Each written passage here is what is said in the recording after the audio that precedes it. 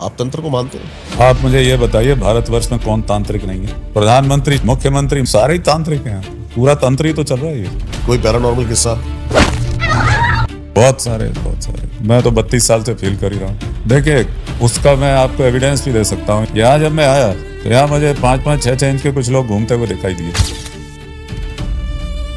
मैं बताता था लोगों को, मैं तो ओपनली बात करता था, सब मेरी शक्ल देखते थे। फिर अभी जब लॉकडाउन टाइम चल रहा था तो इन्होंने, गौरव ने यहाँ सीसी कैमरे लगवाए। वो सीसी कैमरे के फुटेज में कैप्चर हुए। आपने ब्रह्म राक्षस जैसी एंटिटीज की बात करी है, क्या है ये एंटिटीज? कोई भी ब्राह्मण जो पूजा पाठी हो, उसको शास्त्र का ज्ञान हो और किसी प्रकार उसकी अपघात से मृत्यु, तो वो ब्रह्म राक्षस होता है। और वो महाशक्तिशाली होते हैं। उनको शिव गणों के अलावा और कोई काबू नहीं कर सकते। बेवजह किसी को परेशान भी नहीं करते। हाँ, यदि आपने उनकी हत्या बत्या करवाई है तो छोड़ेंगे नहीं, पूरा परिवार ही साफ हो जाएगा। कभी आपने एक्सपीरियंस किया है इस देह के पार निकल के देखने की कोशिश? 79 की बात है, हम लोग बहुत ज्यादा प्राणायाम करते थे उन दिनों।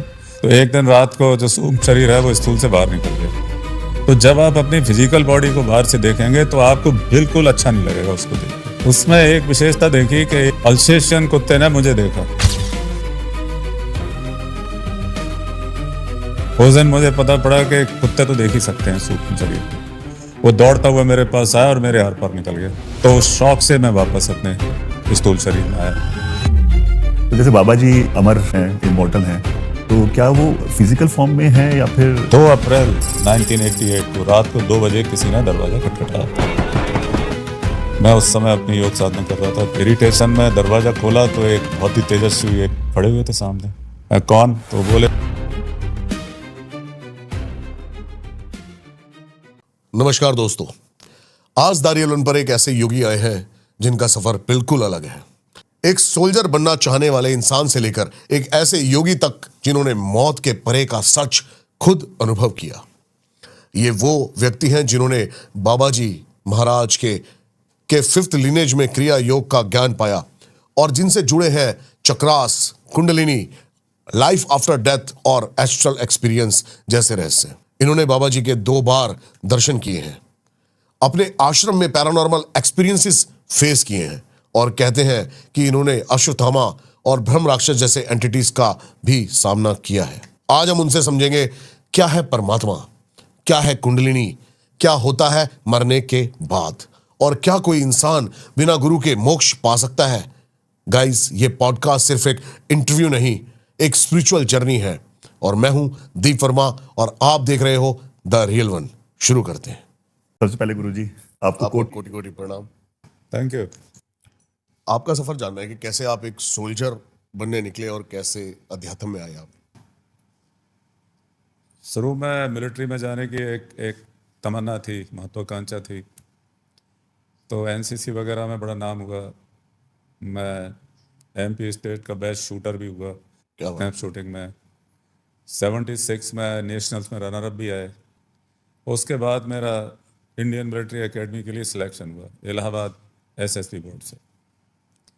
तो जब मैं इंटरव्यू फेस कर रहा था उसी समय मेरे सबसे बड़े भाई की डेथ हो गई। वो भी बॉम्बे में ही थे। उन्होंने भी 4-5 फिल्मों में काम किया था।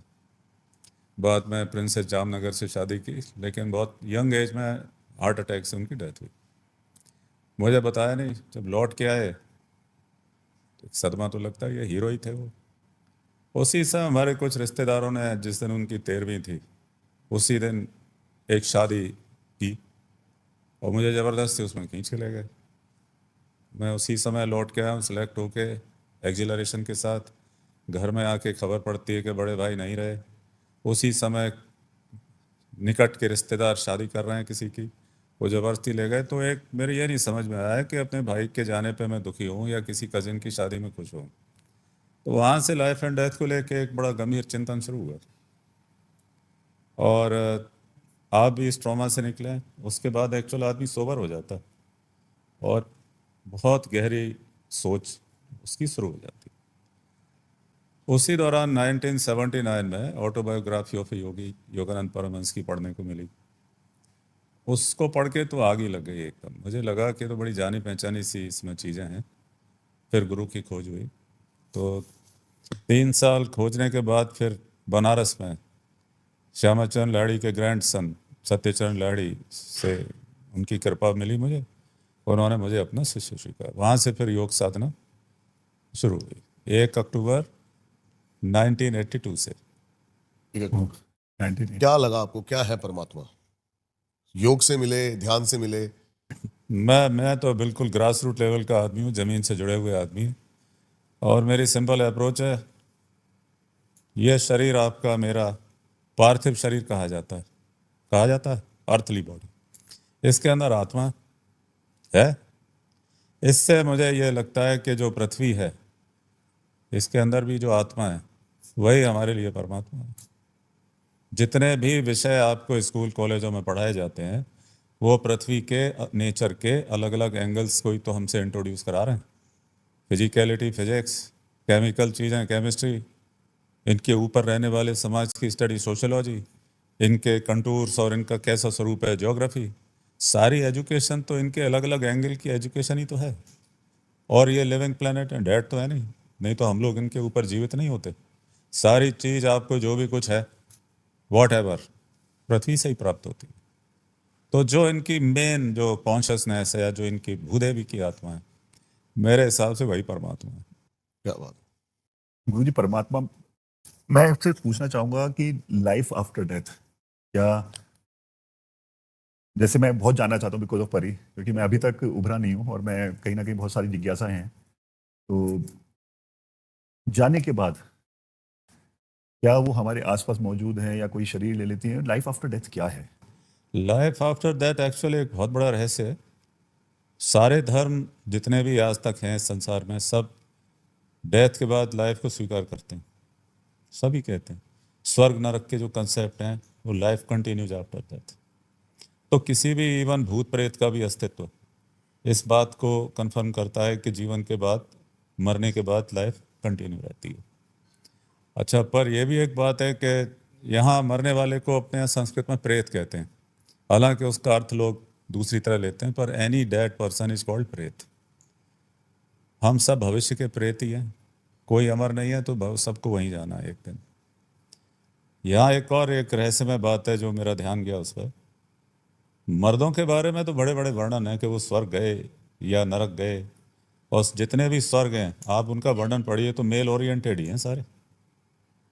लेडीज का मरने के बाद क्या होता है, सारे धर्म इस विषय में चुप हैं बिल्कुल। तो यह बहुत बड़ा रहस्य है मुझे लगता है, क्योंकि वो डायरेक्ट भूदेवी को रिप्रेजेंट करती हैं, तो दे बैक टू द सोर्स। तो जहाँ जहाँ भूदेवी हैं आपको उनका प्रेजेंस फील होगा ही, और जो कमी आप फील कर रहे हैं उसे कोई और दूर नहीं कर सकता। उनकी मेमोरीज के जो अच्छे पल थे उनको हमेशा याद रखिए and love her, what else we can do. बस वही कि सब आप सही कहते हैं, सारे लोग उपदेश देने लगते हैं, अरे आत्मा अमर है, आत्मा। अरे हाँ जी। आत्मा के लिए दुखी कौन होता है? देह के शरीर लिए। भी तो इतना इम्पोर्टेंट था जिससे आत्मा एक्सप्रेस हो रही थी। तो हम दुखी हो रहे हैं तो वो शरीर के लिए हो रहे हैं। ये तो सभी जानते हैं कि आत्मा हमारी है, आत्मा के लिए कोई दुखी नहीं होता। आपने बहुत अच्छी बात बोली, क्योंकि मैं उसी दौर से गुजर रहा हूँ। मैं उस शरीर के लिए इनफैक्ट बहुत दुखी हूँ, क्योंकि कभी कभी वो टच मिस करते हैं, उनको देखना, उनकी आवाज़ सुनना, वो सब चीज़ें मिस करते हैं। तो आपने बहुत सही बात बोली और कहीं ना कहीं वो जवाब मिला मुझे उस चीज़ का। आपकी मेमोरी में वो हमेशा रहेंगे। जी। Cherish every moment which you remember. बाकी उपदेश तो लोग कहते हैं अरे भूल जाए, कोई नहीं भूलता। तो उनकी जितनी अच्छी मेमोरीज है, keep them in your heart. सारी मेमोरीज अच्छी हैं गुरुजी मेरी तो। दिल में रखिए उनको, बिल्कुल, और दिल में तो वो रहेंगी। मेमोरी क्या, दिल में ही रहिए उनकी, हमेशा साथ में ही है। हमेशा रहेंगे। वो राम जी ने, वो हनुमान जी ने चीता छाती फाड़ के दिखाए थे, ये हमारे साथ में। बिल्कुल, आई अप्रिशिएट इट। यस, प्यार किया जाए तो ऐसे ही करना चाहिए, आर पार। बिल्कुल बिल्कुल। गुरुजी, आप चक्रास की बात करते हैं, कुंडलिनी की बात करते हैं, कभी आपने एक्सपीरियंस किया है इस देह के पार निकल के देखने की कोशिश? मेरा बहुत सारे अनुभव हैं। मेरी अभी जो बायोग्राफी छपी है उस आपको देंगे अभी है, हाँ जी। उसमें बहुत सारे एक्सपीरियंस उसमें बड़े डिटेल में बताएं। बताइए, कुछ एक अनुभव आप शेयर करिए। अब मैं अपना पहला अनुभव बता देता हूँ। हाँ जी। 79 की बात है, हम लोग बहुत ज़्यादा प्राणायाम करते थे उन दिनों, गुरु जी से मिलने से पहले। तो एक दिन रात को जो सूक्ष्म शरीर है वो स्थूल से बाहर निकल गया। सर्दियों का टाइम था, तो मेरे दिमाग में ले तो आप अपने शरीर को देखते हैं, आपको बिल्कुल अच्छा नहीं लगता। ऐसा क्यों?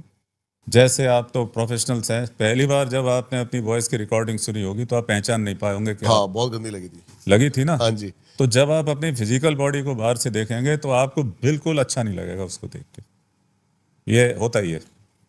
फिर मुझे लगा बाहर चलें, तो हमारा लॉन था बड़ा, वहाँ पहुँच गए। तो उसमें एक विशेषता देखी कि एक एक घास का तिनका उसकी औरा थी, और आपकी विजन सामने बाइनोकुलर नहीं थी, चारों तरफ देख सकते थे अपने, क्या ये बात। विशेषता थी।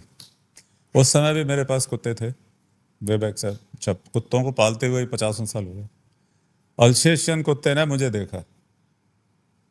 उस दिन मुझे पता पड़ा कि कुत्ते, बिल्ली, गाय, कुत्ते तो देख ही सकते हैं सूक्ष्म शरीर को। वो दौड़ता हुआ मेरे पास आया और मेरे आर पार निकल गया। तो उस शौक से मैं वापस अपने स्थूल शरीर में आया। तो वहाँ दो ज्ञान हुए कि जो ज़बरदस्त आप प्राणायाम का अभ्यास करेंगे तो आपकी चेतना शरीर की सीमाओं से परे जाएगी, और ये सारे अनुभव होना जरूरी है। ये भी आपकी समझ में आएगा कि शरीर रहे न रहे, आपका अस्तित्व तो रहने ही वाला है। क्या बात है। और कुत्ते देख सकते हैं, बिल्ली देख सकती हैं, गाय भी महसूस कर सकती हैं, और मुझे अब लग रहा है हमारे यहाँ एक बंदरिया भी पली हुई है, वो भी देख सकते हैं। तो एनिमल वर्ल्ड शायद ज़्यादा अवेयर है स्पिरिचुअल चीज़ों को लेके ह्यूमैनिटी से, तो हम लोग कमर्शियल ज़्यादा हो गए। आपको क्या लगता है इसके पीछे का रीजन क्या है कि उनकी एकाग्रता, क्योंकि इंसान अपनी एकाग्रता से बहुत दूर होता चला जाता नहीं, एकाग्रता नहीं, हम लोग नेचर से दूर हो गए। दो बातें मेन है, जानवर बिल्कुल इनोसेंट है, ऑल इमोशंस, और वो कमर्शियल भी नहीं है, और वो अपना खाना भी नहीं पकाते हैं। ये बहुत तीन चीज़ें मेरे को दिखाई दी हैं जिसके कारण वो नेचर से बिल्कुल मिले हुए हैं। हम जो तीनों चीज़ें कर रहे हैं, we are aware of our nakedness, जी we cook our food, and we are highly commercialise people. ये चीज़ें नेचर से दूर ले जाती हैं। इसीलिए अपने जितने उपदेश दिए गए हैं ज्ञानियों के लिए, उनको यही बताया गया समाज से दूर चले जाओ, पैसे कमाने के लिए कुछ मत करो, मांग के खा लो, खाना ही है तो, और एकांत में रहो, यानी नियरेस्ट टू द नेचर।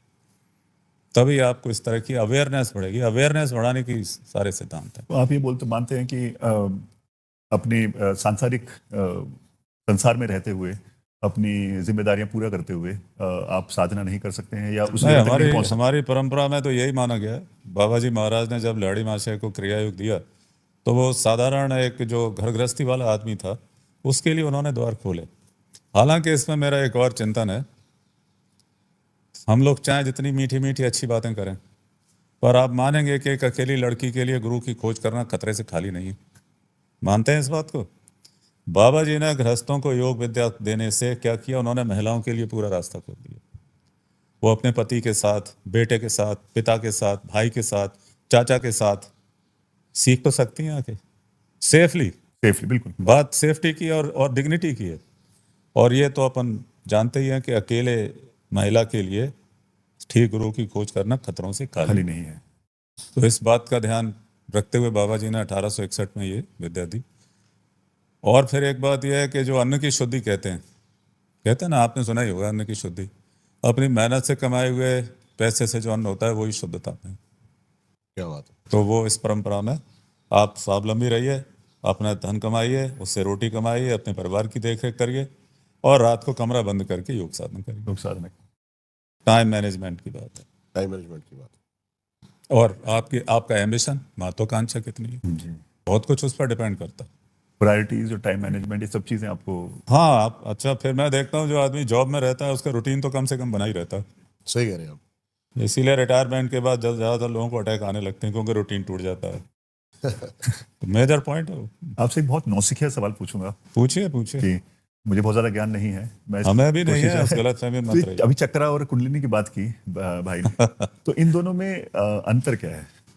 देखिए, ये बड़ा ऐसा विषय है कि इस पे इतनी ज्यादा बातें हो गई हैं कि ओवर ही हो गई हैं कुछ। अच्छा। हाँ जी। कुंडली मूलाधार चक्र में कहते हैं सोई हुई है जी, आपने सुना ही रखा होगा। मूलाधार चक्र रिप्रेजेंट करता है अर्थ एलिमेंट। अर्थ जो है, जितनी तरह की कीमती वस्तुएं, भोजन आदि, जो भी whatever, from gold to diamond to iron to everything, पृथ्वी में ही है जी। तो जब आपको, और एक शक्ति ऐसी है जो कोई नहीं जानता, वो भी पृथ्वी के ही अंदर है। तो अगर आपका मूलाधार चक्र एक्टिव होगा तो आपको भूदेवी का सारा ज्ञान होगा। प्लस मैं फिर दोहराऊंगा, आपके शरीर को पार्थिव शरीर कहा जाता है, यानी इसमें वो पोटेंशियल है कि जो पृथ्वी की आयु है उतनी आयु तक ये सरवाइव कर सकता है, अगर आप किसी तरह उस शक्ति तक पहुंचे और उसे एक्टिव कर पाए, जो बड़ी रेयर घटना है, हजारों साल में एक आध कोई सफल हो पाता है, लेकिन कोशिश करनी चाहिए। आपका कोई एक्सपीरियंस ऐसा कुंडलिनी का? नहीं, हम लोग तो अभी नौसिखिए ही हैं, हालांकि 43 साल हो गए, पर अभी लग रहा है कि अभी तो सिर्फ सतह को ही खरोंचा है थोड़ा सा बस। योग बड़ा मिस्टीरियस और गहरा सब्जेक्ट है, चल रहा है। कुंडलिनी जैसे जाग जाती है इंसान की, उसके बाद क्या बदलाव मेजर देखने को मिलते हैं इंसान के अंदर? क्या वो शांति में चला जाता है, जाग जाता है, शांति में नहीं चला जाता, वो सर्वज्ञ हो जाता है। सर्वज्ञ हो जाता है? जैसे आपका ब्रेन है, बहुत सिंपल उदाहरण दूंगा, आप समझ जाएंगे। मोस्टली 2% एक्टिव रहता है, 98% सबकॉन्शियस है, वो सभी जानते हैं। और उस 2% जो एक्टिव है उसका भी 100% बहुत कम लोग यूज करते हैं। तो आपका जब 98% सोया हुआ जाग जाए, चेतना जागृत हो जाए, वही कुंडलिनी जागरण है। अब आप कल्पना करिए, आप 100% आपका ब्रेन एक्टिव हो जाएगा तो आप सुपरमैन हो जाएंगे, आपको हर चीज़ का ज्ञान हो जाएगा, कोई भी अज्ञान जैसी चीज़ आपके जीवन में बचेगी नहीं। प्लस आप अमर हो जाएंगे। अमर हो सकते हैं इससे? जब आप 2% में 100 साल जीने की उम्मीद करते हैं तो 100% में मिनिमम 10,000 साल तो हो ही जाएंगे। रेशो निकालिए। जी, तो गुरु जी ऐसे कोई एग्जाम्पल है जो 100 आपने देखा हो? आपने देखे हो? मुझे हिमालय लगता है में- जो जिन चिरंजीवियों की हमारे यहाँ बात की जाती है हिंदू धर्म में, जो 9 नाथों में भी जिनकी बात की जाती है, मुझे लगता है सब जागे हुए लोग हैं। तो ये बाबा भी जी तो कहते हैं जागृत हो गए वो, यानी जो सोया हुआ कार्यक्रम था वो जागृत हो गया। फिर शरीर उसको, बॉडी क्या है, सपोर्ट सिस्टम है ब्रेन का।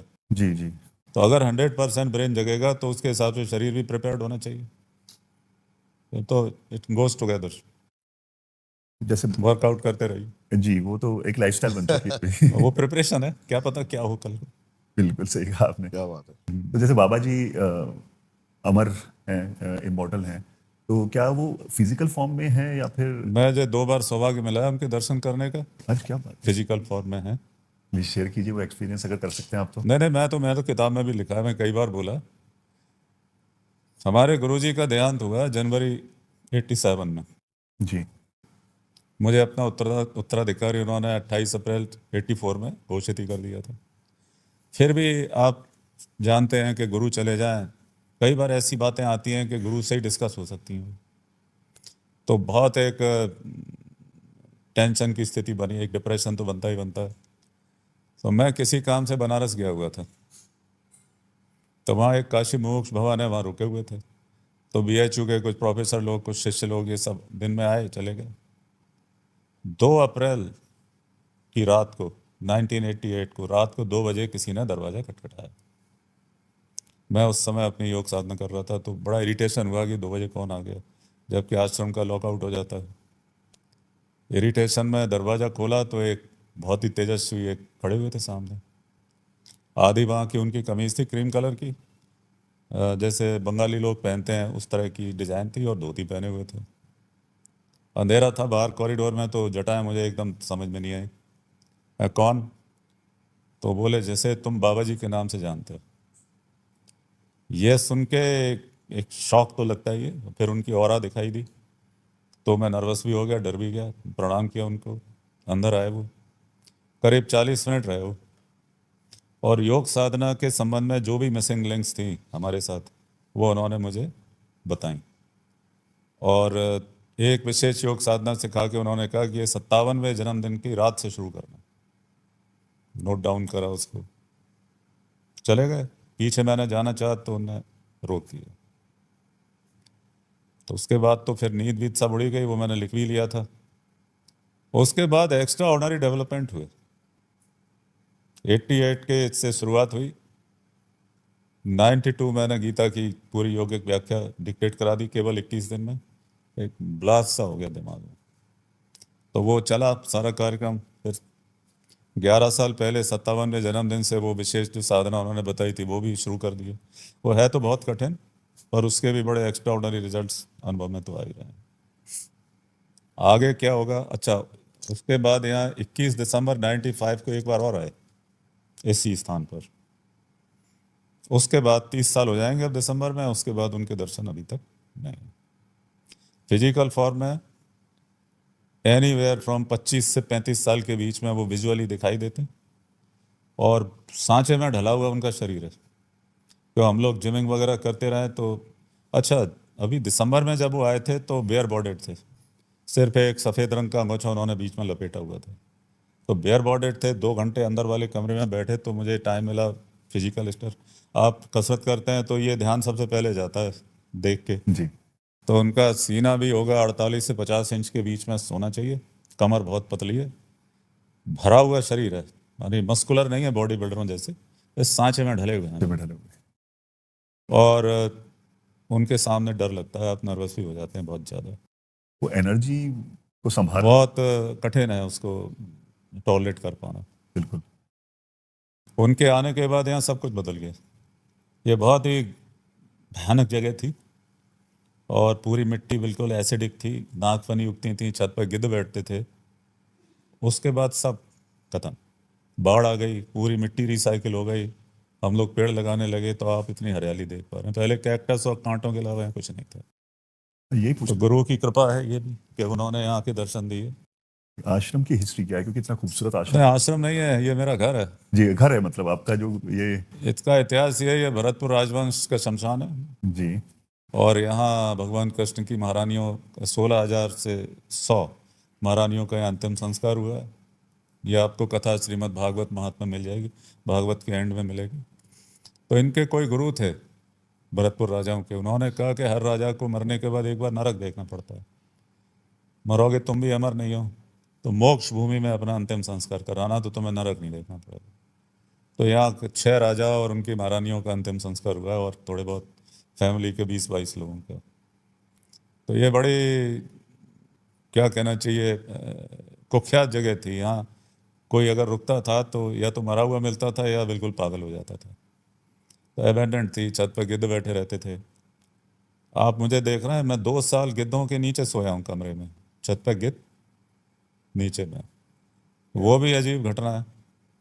क्या पैरानॉर्मल रीजन था उनके मरने का, या फिर जो आप कह रहे हो कि मरे मिलते थे लोग?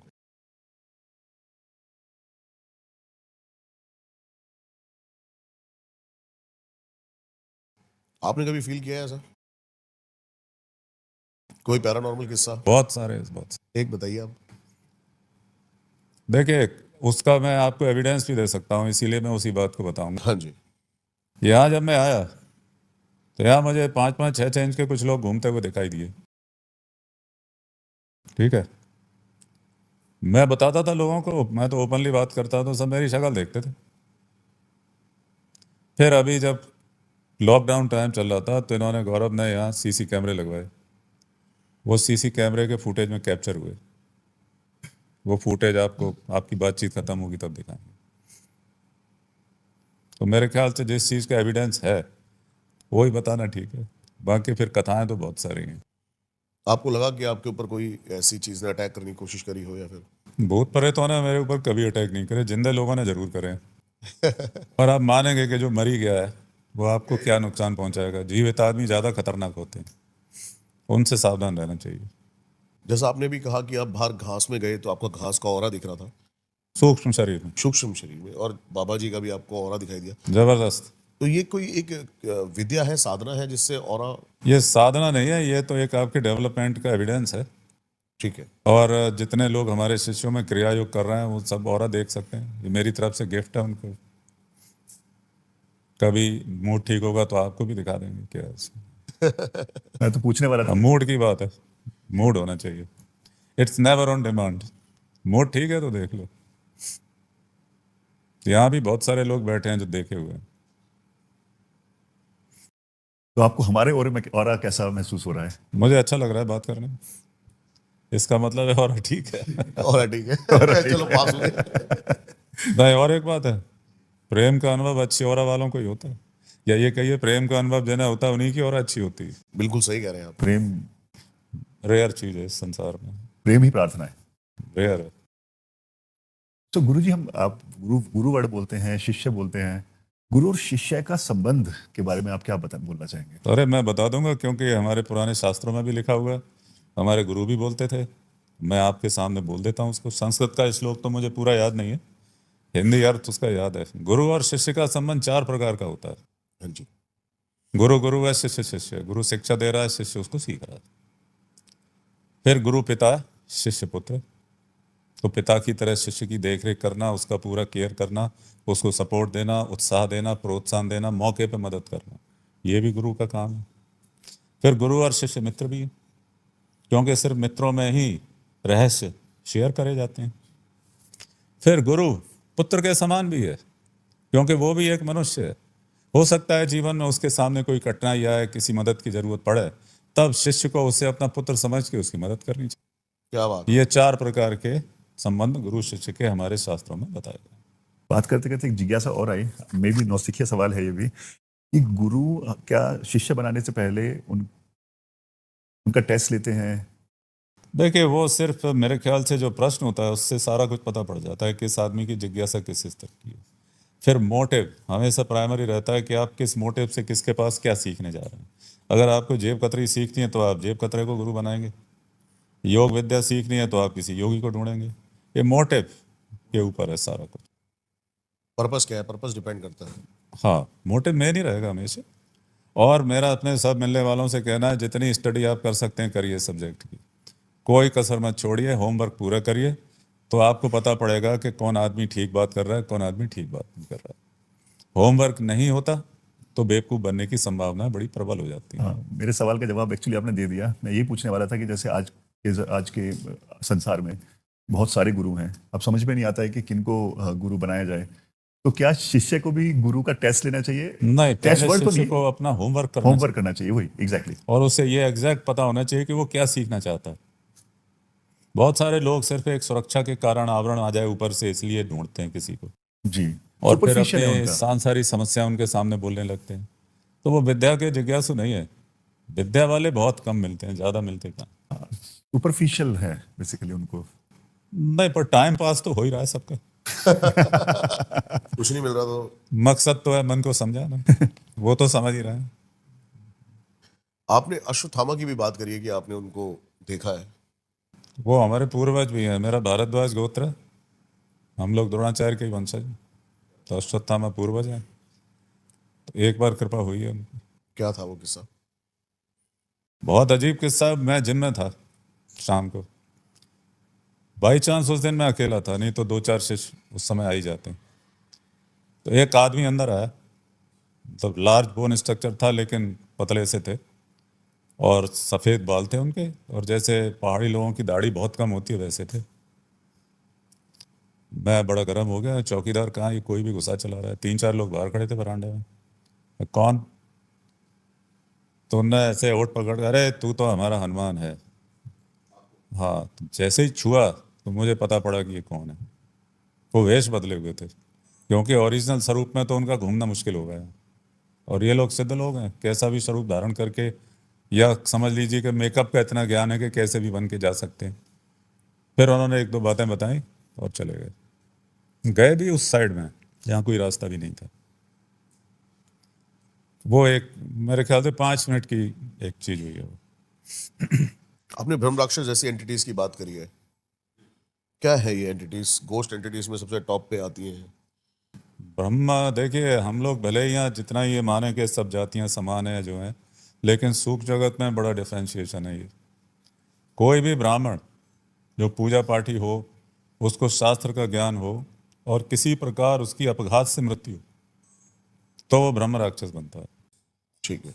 और वो महाशक्तिशाली होते हैं, उनको शिव गणों के अलावा और कोई काबू नहीं कर सकता। और समझदार भी बहुत होते हैं, बेवजह किसी को परेशान भी नहीं करते। हाँ, यदि आपने ही उनकी हत्या बत्या करवाई है तो छोड़ेंगे नहीं, तो पूरा परिवार ही साफ हो जाएगा। फिर 1-2 उदाहरण देखने में आया। तो ज्ञानी होते हैं, उन्हें शास्त्र का पूरा ज्ञान होता है, धर्म अधर्म का उनका पूरा ज्ञान होता है, और उनके मोटे बिल्कुल अलग होते हैं, जो साधारण भूत प्रेतों के नहीं होते। गुरुजी, थोड़ी योग क्रिया के बारे में पूछिए। समझना चाहेंगे। क्या? कि उसकी थोड़ा सा हमें ज्ञान, बेसिक से, ताकि बेसिक्स की एक नए व्यूअर्स को समझ में देखिए, ये जो क्रिया योग परंपरा है ये बड़ी रहस्यमय है, और थैंक्स टू योगानंद परमहंस आज पूरी दुनिया में लोग इसको जानते हैं। अब तो ब्रांड नेम भी हो गया है, तो बहुत लोग कर ही रहे हैं इसका। ओरिजिनल क्रिया का मतलब ये है कि श्वास के माध्यम से आप अपनी आत्मा से जुड़े हुए हैं। तो आत्मज्ञान की जब बात आती है तो आप श्वास के सहारे अगर अंदर उतरेंगे तो एक दिन आत्मा तक पहुंच जाएंगे। फिर वहाँ आपको प्राण का ज्ञान होगा, फिर प्राण के सहारे और आत्मा के सपोर्ट से आगे बढ़ेंगे तो आत्मा आपको परमात्मा से इंट्रोड्यूस कराएगी। यही क्रिया योग है। थोड़ा सा इसको आप एक्सप्लेन कर सकते हैं कि अगर किसी को स्टार्ट करनी हो ये पॉडकास्ट के माध्यम से, तो कैसे स्टार्ट करनी हो तो पहले तो जो क्रिया योग पे जितनी भी सर्च आप कर सकते हैं पूरी करिए, तो परंपरा का भी ज्ञान होगा, टेक्निकल एस्पेक्ट का भी ज्ञान होगा। मैं तो हठयोग प्रदीप का पे पूरी एक कमेंट्री लिखी हुई है, क्या बात है। इट्स ए मैनुअल ऑफ क्रिया योग। तो वो कहीं मिले तो उसको अमेजन पे शायद अवेलेबल है, उसको पढ़िए, तो उसमें बहुत सारा ज्ञान होगा। फिर गुरु की तलाश करिए, तो ये गुरुमुखी विद्या है, बिना किताब में पढ़ के आएगी नहीं। हठ योग और क्रिया योग में अंतर है? एक ही बात लगती है। अब हठयोग का जब इंट्रोडक्शन दिया लोगों ने विदेशों में जाके, जी, तो उन्होंने कहा खाली योगासन ही हठयोग है, जबकि हा शब्द का मतलब होता है प्राण, प्राण। ठा होता है अपान, तो प्राण और अपान का जो योग है वो हठयोग है। तो सब कुछ इसी पर घूम रहा है। सांस लेना और छोड़ना, यही प्राण अपान की यहाँ से शुरुआत होती है। फिर कितने रहस्य ये खोलते हैं, वो आगे जितना चलेंगे उतना आपको पता पड़ेगा। सभी ने वैसे सांसों पे ही ध्यान देने को कहा है। ओशो को भी मैंने सुना, उन्होंने भी सांसों की बातें करी है। कबीर जी ने भी कहा है, चढ़ते जिसको उतरते दम थोड़ा की भी खबर। ज्ञान हुआ है वो हाँ जी। सांस की इंपॉर्टेंस तो समझेगा ही। आत्मा आती है जीवन लेकर, जीवन है कि नहीं है, हमारी सांसें शुरू होती हैं तो हमें पता पड़ता है कि हम जिंदा हैं। उसी के साथ चेतना आती है, मन के बारे में हम समझते हैं जो चेतना का अथाह सागर है। फिर विचार आता है कि मैं हूँ। सारा खेल वहीं से शुरू होता है।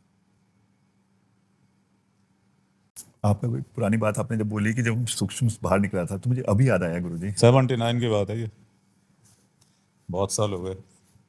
मेरा एक एक्सपीरियंस हुआ था लाइफ में। मैं थोड़ा ज़्यादा मेडिटेशन नहीं, बट मेडिटेशन करता हूँ। उस वक्त बहुत ज़्यादा किया करता था, और मेरे पास कोई गुरु नहीं थे। तो मैं बैठा हूँ मेडिटेशन में, और सडनली बहुत टाइम के बाद, ऐसा नहीं कि एक दिन, मे बी सालों साल के बाद, मुझे ऐसा महसूस हुआ कि मैं स्वयं को देख रहा हूँ। Very good. लेकिन मैं गुरुजी वो 3-4 सेकंड में डर गया, और मेरी आंखें खुल गई। उसके बाद मेरी हिम्मत नहीं हुई मेडिटेशन करने की। देखिए, अब इसमें एक अलग टेक्निकल एस्पेक्ट आता है। जिस समय आपको ये अनुभव हुआ, जो आपकी मेंटल स्टेट थी, वो आपने जैसे ही रिएक्ट किया वो खत्म हो गई। सेकंड एक्सपीरियंस रिपीट होने में लंबा टाइम लगता है, क्योंकि वो एग्जैक्ट मेंटल स्टेट दोबारा नहीं बन पाती। बैक ऑफ द माइंड आप उम्मीद करेंगे शायद आज ऐसा हो, तो वो जो मेंटल स्टेट थी बिल्कुल सही कहा, वो घटना घटित हो गई, घटना घटित हो गई बस। नहीं घटित हो गई। आप जब उसको लेके बिल्कुल नॉर्मल और रिलैक्स हो जाएंगे जी, तो रिपीट होगी। रिपीट हो गई। Autobiography of A Yogi, exact आपको लगता है एग्जैक्ट वही चीजें लिखी गई हैं, या फिर वो कोई सिंबॉलिक? नहीं, कुछ भी सिंबॉलिक नहीं, एग्जैक्ट चीजें हैं। एग्जैक्ट चीजें। गीता के बारे में थोड़ी सी बात करते हैं। आपकी नजरों में गीता क्या है, कृष्ण क्या है? कृष्ण कौन है कोई नहीं जानता, लेकिन गीता जिस समय बोल रहे थे, काल का आवेश उनके शरीर में था, तो समय खुद कृष्ण के माध्यम से बात कर रहे थे। अर्जुन ने जब पूछा आप कौन है, तो उन्होंने ये जवाब नहीं दिया मैं कृष्ण हूँ, वासुदेव कृष्ण हूँ। उन्होंने कहा कालोस्मि, मैं काल हूँ। तो समय खुद उनका माध्यम लेके बात कर रहे थे। तो समय का मीडियम बन जाना, मेरे ख्याल से श्री कृष्ण के अलावा कोई दूसरा एग्जाम्पल नहीं, वन एंड ओनली। और काल की मुलाकात का वर्णन भी सिर्फ रामचंद्र जी का मिलता है। कि एंड में उनके कैरियर के काल आए थे मिलने, उन्हें बताने के अब आपका समय पूरा हो रहा है। या रावण का वर्णन मिलता है कि काल को उसके साथ ही रहते थे। बाकी सब चुप हैं उसको लेकर। क्या काल ही परमात्मा है? समय से बाहर कौन है? काल माने समय। सही कह रहे हैं आप। समय परमात्मा की बनाई हुई चीज है, या फिर परमात्मा खुद? समय कोई मान लीजिए सब कुछ समय ही है। जो भी कुछ आपको मिलेगा वो समय से मिलेगा। तो पुराने लोगों ने लिखा है योग दर्शन वगैरह ने कि वो पहले भी होने वालों का गुरु है। आप कोई भी काम करेंगे उसका परिणाम आपको समय से ही मिलेगा। आपका ज्ञान समय के साथ ही डेवलप होगा। जो भी आप प्रयास करेंगे समय ही से ही उसका परिणाम मिलेगा। तो सब कुछ साथ देने वाला समय ही माना जाता है। ट्रेजेडी सिर्फ इतनी है कि हम लोगों के पास बड़ा लिमिटेड टाइम है। वो किसी तरह अगर एक्सटेंड हो जाए तो कुछ और स्टोरी बने फिर। अभी जैसा आपने कहा आप लगे हुए हैं, जी लेकिन अभी आप सतह पे हैं, 2% अनलॉक पे जीवन इतना है, उसके बाद जीवन बढ़ जाता है। नहीं, फिर इसमें दूसरी बात आती है ना, आप शरीर के परे भी जीवन के प्रति अवेयर हो जाते हैं। तो ये तो समझ में आ ही जाता है कि शरीर रहे ना रहे मैं तो रहूँगा ही। ये अपने आप में बहुत बड़ा भरोसा देता है। और सारा ज्ञान सूक्ष्म का ही ज्ञान है मुख्य रूप से। तो मरने के बाद क्या होगा और जन्म लेने से पहले क्या हो रहा था, सारा ज्ञान तो यही है। किताबें पढ़ के तो कोई भी लेक्चर देता है। आपने कहा जैसे ही ज्ञान उपलब्ध होता है, भ्रम आता है, इंसान जागता है, तो वो पहाड़ों पे चला जाता है। आप भी इसलिए 2007 से बाहर नहीं निकले? मुझे 2007 के बाद तो निकला ही नहीं है। मेरा समाधि का अनुभव पढ़िए आप मेरी बायोग्राफी में। जब आपका चेतना एक्सटेंड होती है शरीर के बाहर, हाँ जी। तो first thing you notice about humanity is the smell which is not tolerable with all due respect to humanity. जी उस स्मेल से बचने के लिए लोग दूर चले जाते हैं। फिर सारे जो सिटीज हैं वो सीवर लाइन के ऊपर ही बनी है। वो सेंसिटिव हो जाएंगे, दे विल फील दैट। दूर जंगलों में कुछ नहीं है। या समाज में रहते हुए भी आप अपना ब्रीदिंग स्पेस खुद क्रिएट कर लें। ब्रीदिंग स्पेस तो चाहिए। ठीक है। यहाँ मैं एक और बिल्कुल अलग बात बोल रहा हूँ। हाँ जी। फिजिक्स सब जानते हैं, एटम का स्ट्रक्चर भी आप जानते हैं। उससे हमें क्या सीखने को मिलता है? सोलर सिस्टम भी वैसे ही लगता है। एटम के मूवमेंट को देख के हमें यह सीखने को मिलता है कि एक दूसरे के पर्सनल स्पेस की रिस्पेक्ट हमें करनी चाहिए। एटम को देखकर हम ये सीखते हैं।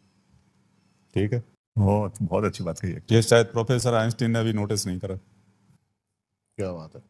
Thank you. तो गुरुजी आपने शमशान पे मुझे लगता है कि वो आखिरी जर्नी में हर इंसान को इधर ही आना पड़ता है। तो आप अपनी कुछ साधनाओं के बारे में बताएंगे, आप कैसे साधना करते हैं? या देखिए, क्रिया योग तो मैं कर ही रहा था। जी फिर मुझे लगता है ये बाबा जी महाराज का और गुरु परंपरा का भी कुछ एक वो है पीछे से कि शमशान में आके रहे। जी यहाँ शिव जी का मुझे आभास हुआ। फिर मुझे स्वयंभू शिवलिंग मिला जी जो गोवर्धन शिला में इतिहास में पहली बार प्रकट हुआ, जो एक महाराजा की चिता के ऊपर ही स्थापित है। आज तक नहीं हुआ। तो उसकी जो पूजा करते हैं दिमाग में बहुत ही फैंटास्टिक आइडिया जाने लगता है। कुछ तो भी हो ही रहा है। अब तो 27 साल से ज़्यादा हो गए मुझे करते हुए। हाँ जी। बहुत कुछ बदल गया उसके बाद। गुरुजी लोग है ना बात करते हैं गोस्ट, स्पिरिट, सोल, इन सब में कुछ अंतर होता है या सब? देखिए, घोस्ट तो हम सब है। नहीं, भविष्य के। भविष्य के, राइट। हम सब भविष्य के प्रेत ही तो बैठ के बात कर रहे हैं। और बताइए, प्रलय के बाद क्या बचेगा? भूत प्रेत ही तो बचेंगे। वो थोड़ी मरेंगे, वो तो पहले ही मर के बैठे हैं। तो मनुष्य का भविष्य सुनिश्चित है, वो भूत प्रेत ही बनना है उसको। तो अगर पहले से ही आपकी वहाँ जान पहचान हो गई है तो ठीक ठाक रहेगा कार्यक्रम। तो जान पहचान रहना ठीक है, वक्त पर काम आती है। गीता की थोड़ी सी इसमें और बात लेते हैं। बोलिए। आपकी लाइफ में क्या चेंज आया गीता पढ़ने से? गीता पढ़ने से तो हमारे यहाँ एक प्रतिज्ञा की जाती है कि रोज गीता के एक अध्याय का पाठ करेंगे। मेरी समझ में यह आया कि अर्जुन ने सबसे पहले गीता सुनी। हाँ जी। 18 दिन में सारे दुश्मन मर गए। गया हुआ राज्य वापस मिला हाँ जी। और ज्ञान ऊपर से मिला। तो गीता का पाठ करने का एक अध्याय अगर आप रोज पाठ कर रहे हैं बोल के, तो सारा अपोजिशन और आपके दुश्मन सामने से गायब हो जाएंगे या ऊपर चले जाएंगे और आपकी प्रॉस्पेरिटी बढ़ने लगेगी। और मुझे आज तक कोई ऐसा नहीं मिला जिसको प्रॉस्पेरिटी कभी बुरी लगी हो या दुश्मनों से जो प्रेम कर रहा हो। गीता में ऐसी बहुत सारी चीजें बताई गई है जो इस देह से रिलेटेड नहीं है। वो उसमें बताया गया है कि इस शरीर में फंसकर ही इंसान उपलब्ध नहीं कर पाता परमात्मा को। वो लेस देन 2% में फंसा रह के जब भी तो ज्ञान की बात की जाती है बार बार, तो ज्ञान तो ब्रेन के ही डेवलपमेंट से होगा। तो ब्रेन का ही डेवलपमेंट नहीं हो रहा है तो ज्ञान की बात कैसे होगी? नाम जप के बारे में आप नाम जप के बारे में यह है जो योग सूत्र कहते हैं, तन जपस तदर्थ भावना। उसके अर्थ की भावना करते हुए यदि आप जप करेंगे परिणाम मिलेंगे। कोई एक ऐसा मंत्र? वो तो गुरमुखी चीज़ें हैं, बाकी 20 मंत्र तो सब जगह लिखे मिल ही जाते हैं आजकल। पर मेन बात है तन जपस तदर्थ भावना, उसके अर्थ की भावना के साथ उसको जप करिए। जी। खाली जी फैलाने से नहीं, उसके अर्थ की पूरी अभी भावना बहुत के ट्रेंड साथ। में है नाम जप, लेकिन मुझे पर्सनली ऐसा लगता है कि वो,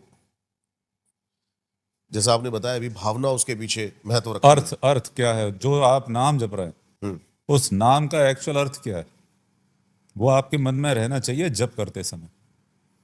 तो पूर्ण एकाग्रता आप प्राप्त करेंगे, और एकाग्रता अगर अनुभव में आ गई तो फिर चमत्कार ही है। एकाग्रता के लिए ही तो सारी चीजें हैं। तो गुरुजी, नाम जप और मंत्र जप, इनमें कोई अंतर है? एक ही बात है, नाम भी तो मंत्र ही है, सब एक ही बात है। मंत्र शब्द का मतलब होता है गुप्त रहस्य। तो जो भी गुरु ने आपको दे दिया आप उसका जप करिए, लेकिन अर्थ की भावना के साथ, तो परिणाम आएंगे।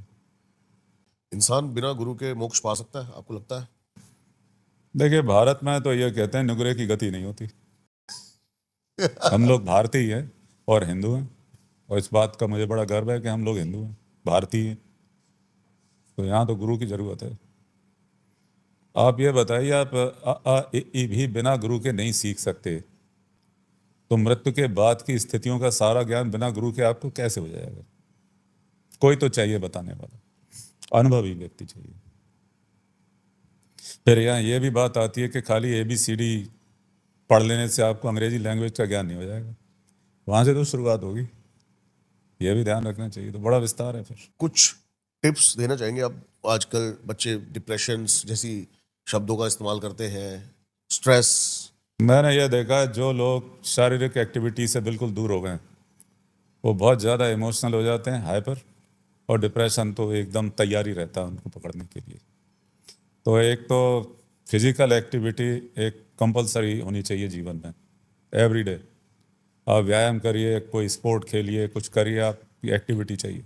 1 से 2 घंटे डेली अगर बच्चे खेलेंगे तो उनका दिमाग भी ठीक होगा, डिप्रेशन से भी बचेंगे, कॉन्फिडेंस भी बढ़ेगा, और खुद को लेकर उनकी फीलिंग भी अच्छी आएगी। इसके पीछे का रीजन क्या है? जो अंदर की ऊर्जा है वो बैलेंस करने के लिए? नहीं, ऊर्जा को समझने के लिए कि अंदर ऊर्जा है कि नहीं है। आप फिजिकली एग्जर्ट नहीं करेंगे तो आपको पता ही नहीं पड़ेगा। बिल्कुल सही कह रहे हैं आप। और शरीर की जो लिमिट है वो भी तो ज्ञान होना जरूरी है ना। लिमिट का ही ज्ञान नहीं होगा तो फिर उसके पार हम कैसे जाएंगे? बिल्कुल सही कह रहे हैं। तो फिजिकल एक्टिविटी बहुत जरूरी है मेरे विचार में। क्यों? धर्म कहता है शरीर माध्यम खलु धर्म साधनम, शरीर ही माध्यम है सारे धर्म के साधनों का। तो माध्यम ही अगर बेचारा कमजोर सा टेढ़ा मेढ़ा सा है तो क्या साधन होगा? ना आप सांसारिक कोई काम ठीक से कर पाएंगे, ना आध्यात्मिक कर पाएंगे। फिर एक और पॉइंट है, तो मैं एक ऐसी बात बता रहा हूँ जो आपको आज तक किसी ने नहीं बताई होगी। बताइए। आपको गर्व है कि हम हिंदू हैं? बिल्कुल। हिंदुओं में 16 संस्कार होते हैं, गर्भाधान संस्कार से लेकर अंतिम संस्कार तक। ठीक है? जी। अंतिम संस्कार जीवन का वो अंतिम यज्ञ है जिसमें शरीर की आहुति दी जाती है अग्नि में, कि अग्नि के माध्यम से उच्चतर लोकों को प्राप्त हो। ठीक है? क्या बात है। आहुति किसी खराब चीज की स्वीकार नहीं होती। तो शरीर को दी बेस्ट बना के रखिए जिससे लास्ट आहुति तो ठीक हो जाए। बिल्कुल, बहुत ही बढ़िया। बहुत सही Thank कहा you. आपने। और उस शरीर के थ्रू कर्म भी अच्छे करते रहिए। वो तो बहुत जरूरी है। बिल्कुल। अच्छे कर्म होंगे जब ही शरीर ठीक बनेगा। आपको लगता है कर्मों का फल मिलता है, जैसी चीजें गरुड़ पुराण में भी कही गई हैं? कर्मों का फल तो मिलता है, यहीं पर या फिर यहाँ भी कहीं भी मिलेगा जरूर। मिलना है जरूर है। 100%। ये तो साइंस भी बोलती है, every action has its equal and opposite reaction. तो फल तो मिलेगा ही मिलेगा, उससे आप बचेंगे थोड़ी। मरने के बाद क्या होता है? मरने के बाद आप शरीर के बाहर आ जाते हैं, आपको विश्वास ही नहीं होता कि मैं मर गया हूँ। लोगों को बताने की कोशिश करते हैं कि भैया मैं जिंदा हूँ, अभी ये तुम क्या कर रहे हो, मैं तो वापस आने की कोशिश कर रहा हूँ। पर वो तो किसी को सुनाई देता नहीं है। जब जलाने ले जाते हैं तब बड़ा तड़पते हैं कि अरे मैं जिंदा हूँ, तुम जलाए दे रहे हो। तब तक कुछ लोग उन्हें लेने आ जाते हैं। वहाँ से फिर नई दास्तान शुरू होती है। अलग लोग भी है जो आप थर्ड आई एक्टिवेशन की बात करते हैं, उसके बाद हम उन अलग लोगों को देख सकते हैं, उनसे कनेक्ट कर सकते हैं। बहुत सारा प्रेत लोग तो पृथ्वी पर ही है। वायु शरीर होता है प्रेत का, तो वायुमंडल में ही दिखते हैं। वो अलग दुनिया है, हर एक को दिखाई नहीं देती, क्योंकि हवा भी किसी को दिखाई नहीं देती, लेकिन फील होती है। इसी तरह प्रेत है, जरूरी नहीं कि सबको दिखाई दें, लेकिन फील हो जाते हैं। तो गुरु जी, बिकॉज मैं इनसे बहुत प्रेम करता हूँ, तो कई बार मन करता है कि उनको किस तरह से बात की जाए, कभी कोई ऐसी साधना है जिससे कभी उनसे कनेक्शन हो जाए। बिल्कुल हो सकता है। और मैं यहाँ हीर रांझा फिल्म के गाने की लाइन कोट करूंगा, आपने सुना होगा जरूर। उनको खुदा मिले खुदा की जिन्हें तलाश, मुझको तो एक झलक मेरे दिलदार की मिले, ये दुनिया ये महफिल मेरे काम। काम के नहीं। लिखने वाले लिख गए पहले से ही। तो अगर इंटेंसिटी है आपकी चाहत में और आप उस एकाग्रता को प्राप्त कर पाएंगे, तो क्यों नहीं, बिल्कुल मिल सकते हैं। क्योंकि मैं एनर्जी के फॉर्म में महसूस तो बहुत करता हूँ उनको। नहीं, वो तो अभी तो वो चूंकि ट्रांसफॉर्मेशन हो चुका है, फील आप करेंगे लेकिन कभी देख भी पाएंगे। सब इंटेंसिटी की बात है। Plus luck, luck plays a very big role here. कैसे बढ़ाए इंटेंसिटी अगर इनको देखना है? वो तो डे बाई डे बढ़ेगी। इंटेंसिटी ऑफ लव और इंटेंसिटी ऑफ ध्यान। ध्यान। नहीं नहीं, वो पूरे आपके व्यक्तित्व में से ही ऊज आउट होने लगेगा, उसको आप एक कैटेगराइज कर ही नहीं सकते इसको। और फील तो वो भी कर ही रही होंगी आप, मुझे तो कोई डाउट नहीं है इसमें। तो आई थिंक अभी महाअवतार जी के बारे में थोड़ी सी बात करते हैं, बाबा जी के बारे में। बोलिए। अभी लास्ट आपको किसने बताया होगा कि उन्होंने उनको देखा है? सबसे नियरेस्ट एनकाउंटर कोई? मुझे पता नहीं, हालांकि लोग बताते हैं कि बहुत लोग क्लेम कर रहे हैं कि उनसे मिले हैं। हो सकता है, बाबा जी पे किसी का कॉपीराइट तो है नहीं, वो जिससे चाहे उससे मिल सकते हैं। पर एक चीज मैं बताऊंगा आपको, पता नहीं मुझे बताना चाहिए कि नहीं। 30 साल पहले जब उन्होंने जाते समय मेरे सिर पे हाथ रख के आशीर्वाद दिया, 2 घंटे वो यहाँ थे, उसके बाद मेरे जितने सफेद बाल हो रहे थे वो कुछ डार्क से हो गए वापस। अपने आप? हाँ, 2-3-4 महीने में इस पर ध्यान गया कि ये क्या हो रहा है। वो अभी अभी तक आप- वैसे ही है, मतलब बहुत अभी आपने ज्यादा जैसे बताया आप कोई डाई भी यूज नहीं करते हैं, कुछ कलर यूज नहीं करते? नथिंग। ये उनके हाथ रखने के बाद ही हुआ। बाद हुआ है। यहाँ बात ये आती है कि यदि हमारा आदमी आपको स्पर्श करेगा तो कुछ ना कुछ आप में चेंजेस आएंगे ही फिजियोलॉजिकल, आप बचेंगे नहीं उससे, क्योंकि हमारा आदमी का पूरा कंपोजिशन ही अलग हो चुका है। तो उनके टच का प्रभाव कहीं ना कहीं होगा जरूर, दिमाग पे तो होगा ही, फिजिकली भी होगा। आप तंत्र को मानते हैं? आप मुझे ये बताइए, भारतवर्ष में कौन तांत्रिक नहीं है? क्या आप एक प्रजा तांत्रिक देश में नहीं रह रहे हैं? सारे ही तांत्रिक हैं यहाँ पे। क्या प्रजा तंत्र का अभ्यास नहीं हो रहा है? प्रधानमंत्री शब्द का मतलब क्या? मंत्रों का प्रधान क्या था? मुख्यमंत्री मंत्रों का मुख्य क्या था? तो पूरा तंत्र ही तो चल रहा है ये। तंत्र का मतलब खाली जादू टोना वगैरह ही थोड़ी है, तो बहुत डीप मीनिंग है। Engineering of any kind can be called तंत्र, टेक्निकल एस्पेक्ट। लेकिन मैं षटकर्मों की बात करूं, जैसे मारण मोहन उच्चाटन, हर क्रिया की प्रक्रिया है, वो तो अपनी जगह एग्जिस्ट कर ही रहे हैं। लेकिन होती है, एग्जिस्ट करती है चीजें। हाँ हाँ, कर रहे हैं। बहुत बढ़िया।